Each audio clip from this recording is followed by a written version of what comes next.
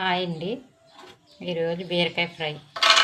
కొన్ని పల్లీలు, జీలకర్ర, తాలింపు గింజలు,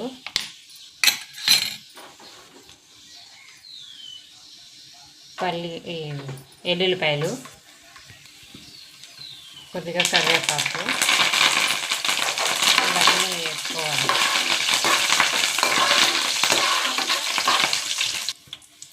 రెండు ఎండుమిరపకాయలు అన్నీ వేగిపోయినాయి.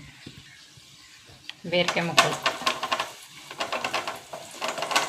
ముందుగానే కడిగి కోసి పెట్టుకున్నాం. అలా నూనెలో మగ్గేటప్పుడు కొంచెం సాల్ట్, కొద్దిగా పసుపు వేసి తిప్పుకోవాలి.